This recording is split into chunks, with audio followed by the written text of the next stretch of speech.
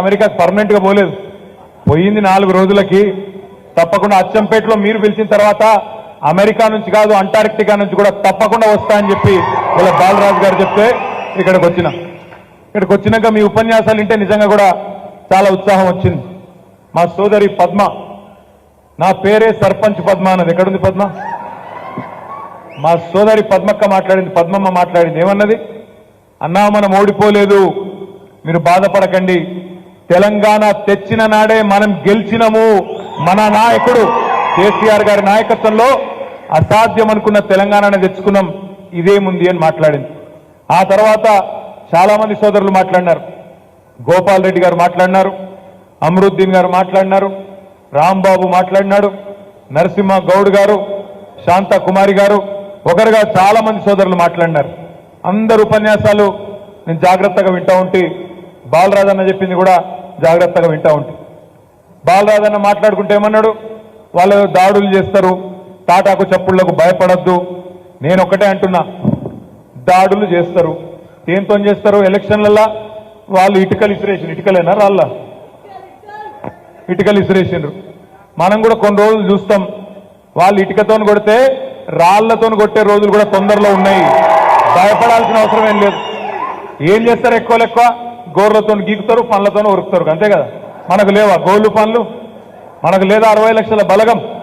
వాళ్ళేదో ఇవాళ నిన్నీయాల అధికారంలోకి వచ్చి, మన దగ్గర సామెత ఉంది, మరి మీ అచ్చంపేటలు ఉందో లేదో తెలియదు కానీ, అడ్డిమారి గుడ్డిదెబ్బ అంటారు. అడ్డిమారి గుడ్డిదెబ్బ అంటారు ఇక్కడ కూడా. అడ్డిమారి గుడ్డిదెబ్బ అన్నట్టు అనుకోకుండా అధికారంలోకి వచ్చింది తప్ప కొండారెడ్డిపల్లిలో కూడా నమ్మలేవాడు. రేవంత్ రెడ్డి ముఖ్యమంత్రి అవుతాడని ముందే చెప్పింటే కాంగ్రెస్ పార్టీకి 30 సీట్లు కూడా రాకపోతుండే. ఏదో అనుకోకుండా గాలివాటంగా తంతె గారెల బుట్టలో పడ్డట్టు వాళ్ళు కూడా ఊహించుకోలే, వాళ్ళు కూడా అనుకోలే, వాళ్ళు కూడా కలగనలే.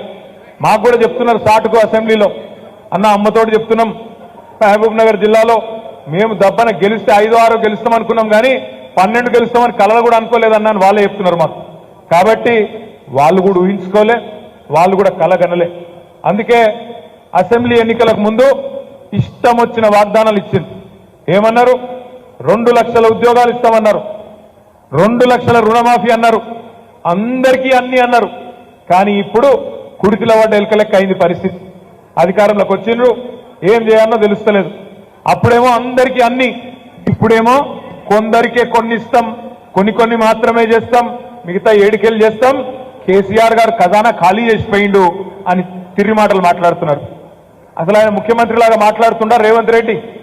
సెక్రటేరియట్కి వచ్చి లంకె బిందెలు ఉంటాయనుకొని వచ్చినా ఖాళీ కుండలు ఉన్నాయి, లంకె బిందెలు అన్ని పోయినాయి అంటున్నాడు.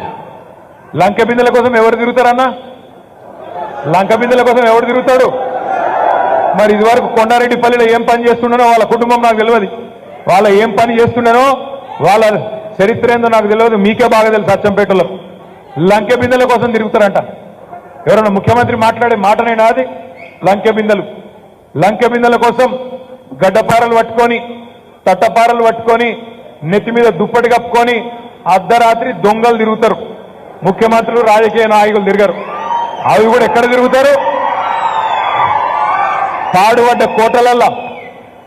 కోటలల్లా, పాత గడిలల్లా, పాత దేవాలయాలల్లా అర్ధరాత్రి దొంగలు తిరుగుతుంటారు. మరి రేవంత్ రెడ్డి గారి పాత బుద్ధులు మళ్ళా కనుకొని బయటకు వస్తున్నట్టున్నాయి. ఇవాళ ఆయన మాట్లాడుతున్నాడు పెద్ద పెద్ద మాటలు. ఇక ఆయన ఏమేమి మాట్లాడుతున్నాడో మీరు చూస్తున్నారు. ఏమన్నాడు ఎలక్షన్లకు ముందు? అన్నా, ఎవరెవరైతే ఇప్పటిదాకా రుణం తెచ్చుకోలేదు రైతన్నలు